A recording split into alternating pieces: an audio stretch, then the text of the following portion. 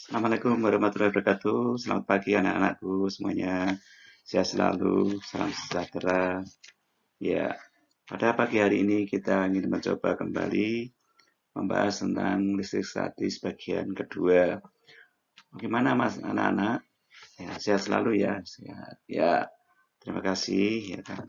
Marilah kita awali pembelajaran pada pagi hari ini dengan membaca basmalah. Saya antarkan. Bismillahirrahmanirrahim. Anakku semuanya, adalah kita bersiap-siap untuk belajar bersama, berdiskusi, berinteraksi.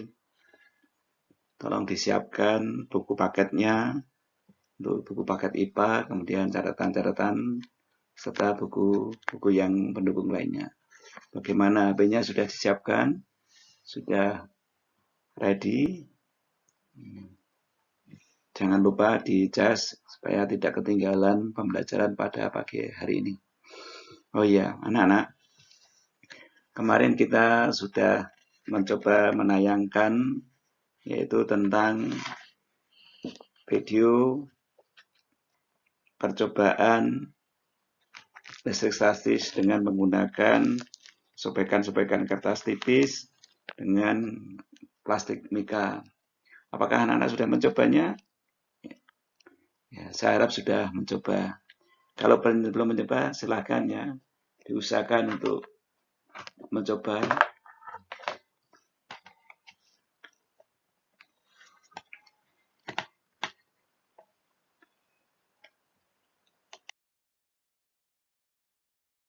Ya, jadi sebenarnya gambaran bagian-bagian kecil dari suatu benda yang ada di dalamnya, yaitu di dalam benda itu mesti ada kandungan atom. Nah, di dalam atom itu ada elektronnya, ada protonnya, dan ada neutronnya. Nah, tentunya ini sudah dipelajari di kelas 8. Ya, nanti kalau masih lupa, ya besok akan kita coba perdalam tentang fenomena-fenomena yang ada di dalam partikel-partikel atom. Nah, sementara yang kita ketahui bahwa elektron itu akan selalu bergerak di dalam atomnya masing-masing. Oh iya, untuk KD yang kita pelajari seperti kemarin, 34 dan 44, gitu. Kemarin sudah kita sajikan, kita tayangkan. Kemudian indikatornya, kalau kemarin kita fokuskan pada indikator 1, yaitu mengidentifikasi secara jenis-jenis muatan listrik. Yang kedua menjelaskan interaksi dua muatan listrik menjelaskan beserta fungsi prinsip kerja elektroskop. Nah, pengertian listrik statis bisa dilihat ini. Jadi kalau anak-anak sudah mencoba menyisir rambutnya masing-masing dengan menggunakan ini sisir plastik, ya, jangan yang dari logam. Tentunya di sana ada fenomena-fenomena gejala-gejala kelistrikan.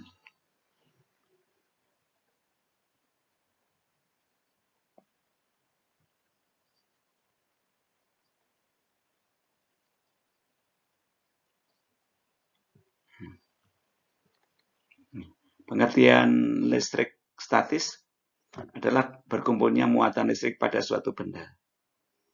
Nah, contoh mendapatkan listrik statis dengan cara menggosok. Menggosok apa ya? Menggosok plastik yang digosok-gosok, kemudian sisir juga yang digesek-gesekkan dengan rambut Anda, maka di sana akan terjadi perpindahan ya, sejumlah elektron. Jadi kata kuncinya di sini adalah elektron yang terlepaskan atau yang bergerak atau yang berpindah. Jadi tidak dikatakan bahwa proton yang bermuatan positif ini, ya, jadi ini yang tidak, yang bergerak adalah elektronnya atau yang berpindah adalah elektronnya.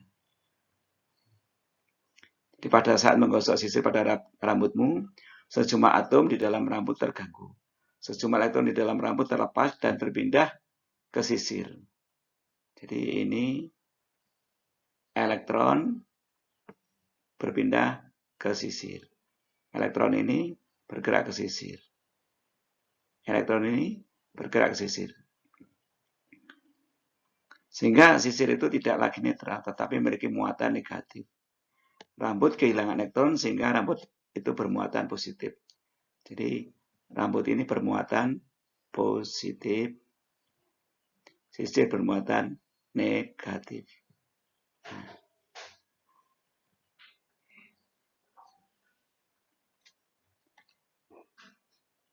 Sudah jelas ya anak-anak ya?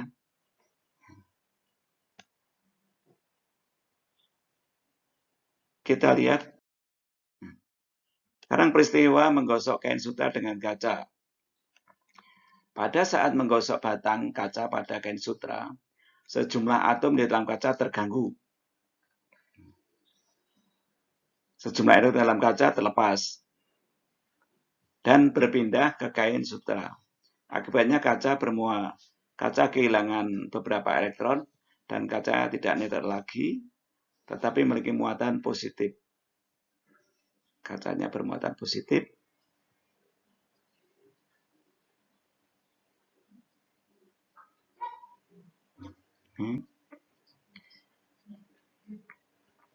Kain sutra mendapatkan tambahan elektron sehingga kain sutra itu bermuatan negatif.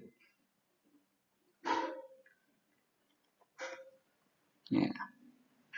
Kita lihat tayangan berikutnya. Sekarang pengosongan muatan listrik atau peristiwa petir. Sebelum terjadi petir, muatan listrik terbentuk di dalam awan ketika butiran-butiran air saling menggosok satu sama lainnya. Kemudian terjadi pemisahan muatan di dalam awan. Bagian bawah awan menjadi bermuatan lebih negatif, menyebabkan muatan-muatan positif terinduksi ke permukaan tanah. Terjadinya sambaran petir dari awan ke tanah ketika muatan negatif atau elektron meloncat dari bagian awan ke titik tertinggi di atas tanah yang bermuatan positif. Di loncatan muatan listrik terjadi pada saat muatan listrik bergerak secara bersama-sama. Kejadian ini disebut sebagai pengosongan listrik statis. Petir merupakan salah satu contoh proses pengosongan. Pengosongan terjadi apabila terjadi suatu jalan bagi elektron-elektron untuk mengalir dari suatu benda bermuatan ke benda lain. Nah, perpindahan muatan listrik statis dari satu benda ke benda lain disebut penetralan atau pengosongan muatan statis. Kita lanjutkan. Sekarang pada percobaan elektroskop.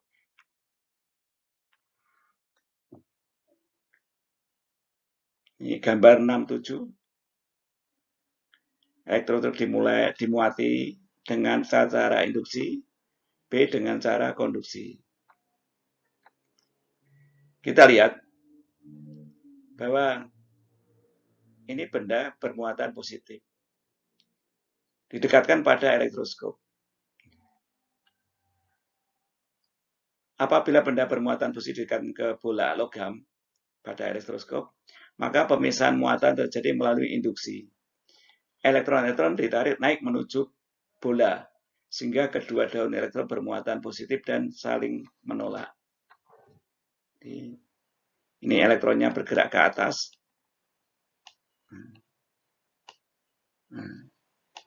Ini mendekati ke bermuatan positif, sehingga pada bagian bawah ini keping yang bagian bawah ini yang bisa bergerak, ini sebelah kiri dan kanan akan bermuatan positif. Karena bermuatan positif, yang kiri juga bermuatan positif, maka akan saling tolak-menolak. Itu gambar 6.7. Jika bola dimuati dengan cara konduksi, maka bola logam konduktor dan kedua daun elektroskop memperoleh muatan positif karena ditinggalkan elektron-elektron yang bergerak menuju benda bermuatan positif tersebut. Sebagaimana ditunjukkan oleh gambar 67B. Kita lanjutkan.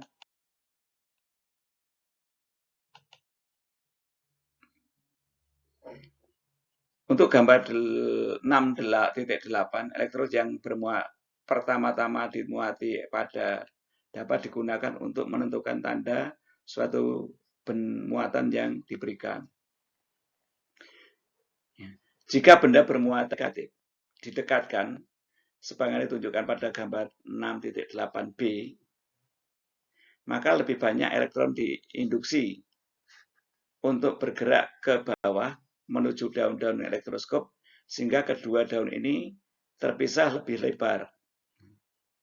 Ini akan mengembang atau saling menjauh. Jika muatan positif didekatkan, sekarang kebalikannya, maka elektron-elektron akan diinduksi untuk bergerak ke atas.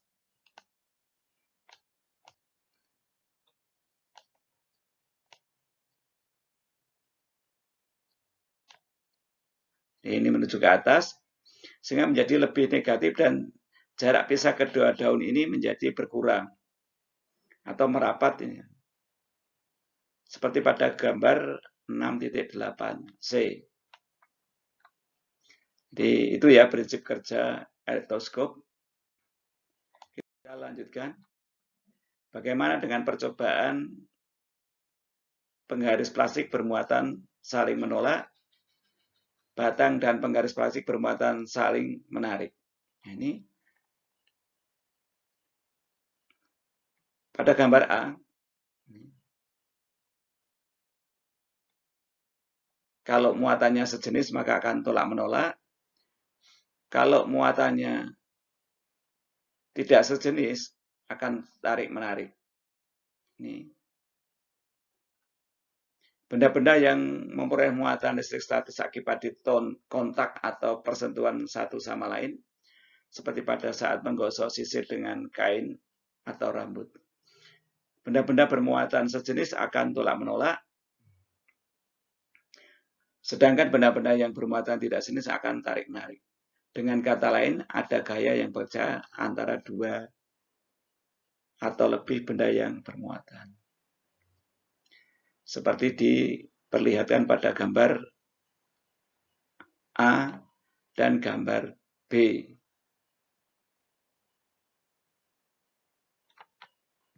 Kita lanjutkan. Ya, itu penjelasan singkat untuk materi listrik statis. Lain kali akan kita perkuat lagi dengan beberapa penjelasan yang lebih mendetail. Terima kasih atas perhatian anak-anak.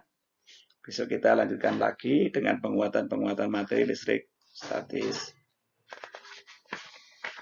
Silakan dicatat apa yang sudah saya sampaikan di buku catatan kamu. Untuk tugas-tugasnya masih seperti pertemuan kemarin, yaitu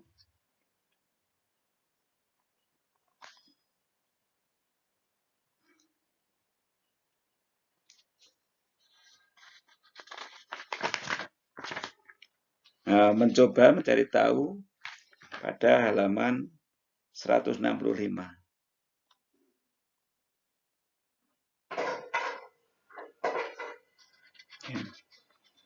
Jika masih kurang jelas, bisa ditanyakan nanti lewat WA Pak Guru. Begitu ya anak-anak ya. Terima kasih. Selamat belajar. Kita bertemu lagi di kesempatan minggu depan. Berkata, selamat belajar, jaga kesehatan, dan karena ini hari Sabtu, besok Minggu, selamat berlibur di rumah masing-masing, jaga kesehatan. Jangan lupa selalu berdoa dan bekerja. Akhir kata, wassalamualaikum warahmatullahi wabarakatuh. Terima kasih.